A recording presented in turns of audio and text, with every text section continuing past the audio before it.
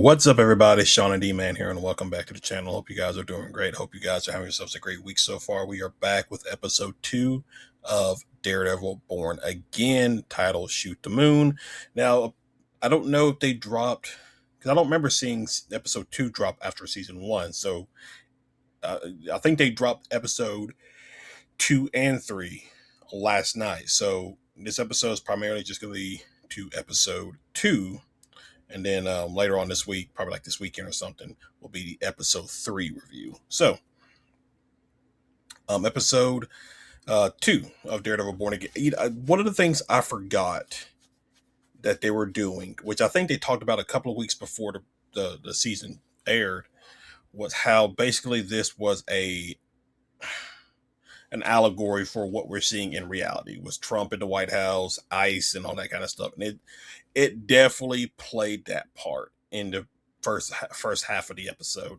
So obviously, the episode opens up with Cherry being taken by ambulance after a heart attack, um, and then we cut to Fisk. He is boxing because now we did see this in some of the trailers where he's going to be like in a boxing match and something like that. He's working with a trainer right now. Buck comes in to deliver the bad news that Daredevil was there. Four of their guys got killed, and Cherry got taken to the hospital. Fisk takes his anger out on the poor trainer. Like, the man's just doing his job, Fisk. There's no reason to punch him into a freaking wall like that and basically kill him. But it is what it is. And now, one of the things is they're starting to like just because I think they arrested the woman who had helped the sea captain and the first mate in episode 1. I think there was a scene where the task force went in and they took her. Um, Meanwhile, in the mayor, sorry, it's been a busy day. Meanwhile, with Fisk and Buck talking, because Buck's idea is, if you let people know that Daredevil and Matt Murdock are the same, maybe efforts of finding him will be a little bit better. But Kingpin's like, no, he wants to eradicate the idea of vigilantism and not stoke it, which is fair, because everybody knows Matt Murdock, the lawyer for Hell's Kitchen. They know what he stands for. They know what he does, trying to help out as lawyer, trying to help out people that this, the not say system put down or anything like that, but they know what he's about. And if people knew that he was Daredevil, more people would rally to Matt Murdock, and that would destroy the Kingpin's whole motivation and what he's doing. So what he does is he goes on air and talks about Matt Murdock is a hero. He may be lost. He may be injured. He was, killed by the same not killed, but he was shot by the same vigilante that we're trying to get rid of out of the city. Either way, Fisk wins. Either somebody's going to find Matt Murdock or somebody's going to kill Daredevil. Either way, it's a win-win for him. And then also you have it to where in the first episode we saw how there is this little reel of Mayor Kingpin going on, and the exposing the truth and stuff like that that's being hidden. Well, Sheila is talking to Daniel because the only people who know about the footage is Daniel, Sheila, Buck, and Fisk. And lo and behold, not already surprised, Daniel's the one who had it on his laptop. And so the video evidence and everything like that came from him. Now I am curious because later we do see another video of the the Mayor Fisk, but I don't think it's BB. I could have been wrong. It didn't look like her for some reason. But again, like I said, I could be wrong about that. We get Officer Cole back, which I thought he died at the end of season one, but no, he just got badly scarred and everything. He was just out of action.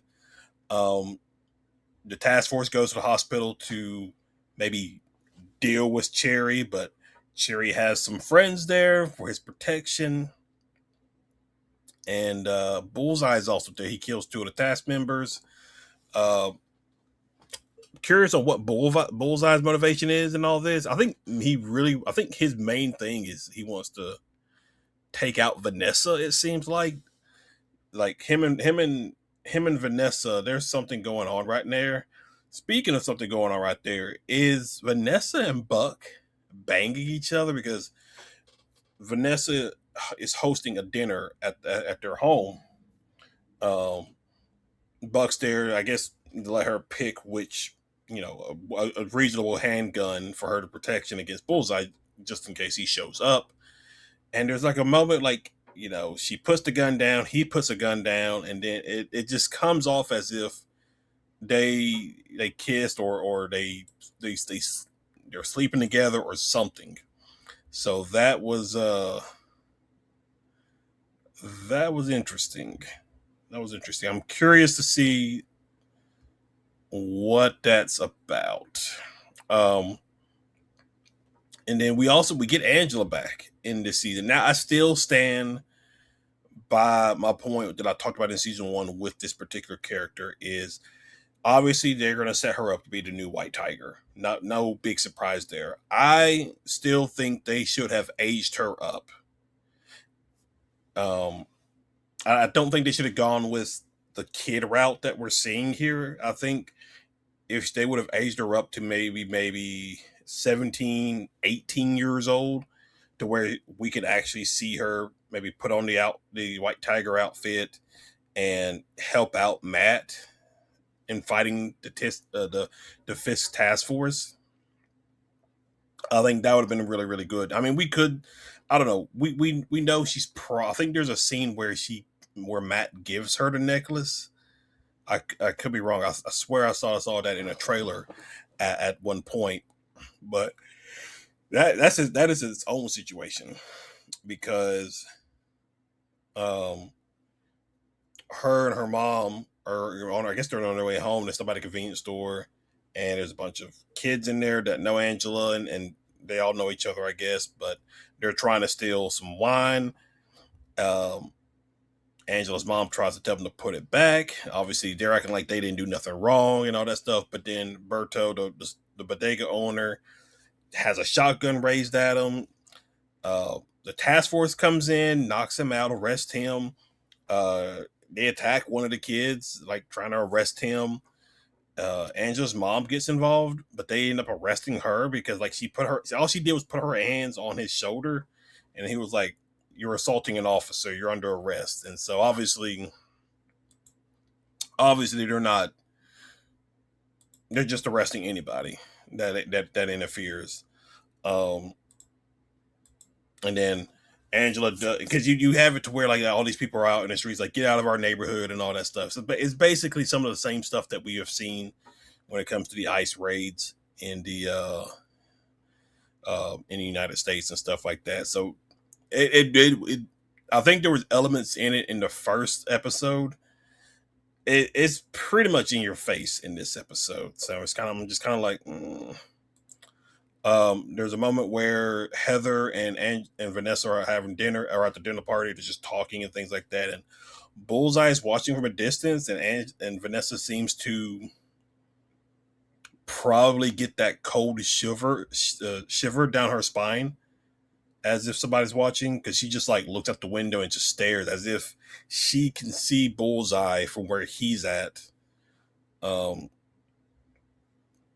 and so it's crazy, crazy, crazy, crazy, crazy. What else happened in this episode? Um, Matt and Karen stake out the docks because they remember Matthew Leonard's character is bringing in a salvage crew to salvage his stuff. Now they're making it look like it's all harmless because they pull up a crate that just happens to bust open and it's just full of diapers. Now obviously that's for the cameras, That's to just show nothing nefarious. But at night, we see them moving the munitions and stuff like that. And Matt's like, this, he has to go in. This is maybe their only chance to nail Fisk to the wall, or at least get him out of the mayor's office. So they got to think of a way to make that happen. Later on that night, it kind of a parallel of Fisk and Vanessa and Matt and Karen, because they're both in bed, talking, sleeping. Um, well, let me back up. Before that, Matt and Karen are with Josie at the bar, just having a drink. Where I forgot her name. She was the she was in there. She was the female cop that was protecting Cherry earlier in the episode. She was also in season 1 too. I think if they had done their much longer season like they were originally planning to, there would have been more with her, but they didn't do that. And so they go. They show up and basically is like, hey, if you're worried about Cherry, don't. He's safe. You don't have to worry about him. Resist, rebel, the whole 9 yards and stuff like that. And then later that night, jump back to what I was just saying about Fisk, Vanessa, Matt, and Karen, both kind of paralleling each other, talking about like living outside of New York. Matt talks about like, he liked Brooklyn. Um, Fisk and Vanessa talk about the island they own. Fisk talks about how he hates the sand between his toes, but he loved it there. And it's like, could they thrive outside of New York? Vanessa seems to think so.